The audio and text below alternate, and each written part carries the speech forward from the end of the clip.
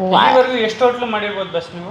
ಇದುವರೆಗೂ ಒಂದು ಟೋಟಲ್ ಒಂದು ಒಂದು ಒಂದು ಎರಡು ಮೂರು ಮೂರು ನಾಲ್ಕು 7 ಹೋಟ್ಲು ಮಾಡಿದ್ವಿ. ಅಂದ್ರೆ 7 ಹೋಟ್ಲು ಮಾಡಿದ್ರು ನೀವೆಲ್ಲ ಶಿವಾನಂದ್ ಸರ್ಕಲ್ ಅಲ್ಲೇ ಮಾಡಿ? ಇಲ್ಲ 7 ಹೋಟ್ಲು, ಒಂದು ದೊಮ್ಲೂರು, ಒಂದು BL ರೋಡು, ಒಂದು ಶ್ರೀರಾಮ್ಪುರ, ಒಂದು ಕಾಟನ್ಪೇಟೆ, ಆಮೇಲೆ ಇನ್ನೊಂದು ಅಲ್ಸೂರ್ ಹತ್ರನೇ ಯಾವುದೋ ಒಂದು ಮಾಡಿದೆ. ಟೋಟಲ್ 7. ಇದು ಸೇರಿದ್ರೆ 7ನೇದು ಇದು. ಎಲ್ಲಿ ಜಾಸ್ತಿ ಪ್ರಾಫಿಟ್ ಆಗ್ತಾ ಇದ್ದಿದ್ದೆ ಸರ್? ಇಲ್ಲ ಮೇಡಮ್, ಎಲ್ಲೂ ಇಲ್ಲ. ಆಮೇಲೆ ನಮ್ಗೆ ಆವಾಗ ನಾನು ಹೇಳಿದ್ನಲ್ಲ, ನಿಧಾನಗತಿಯಲ್ಲಿ ಹತ್ತೋದು ಗೊತ್ತಿರಲಿಲ್ಲ.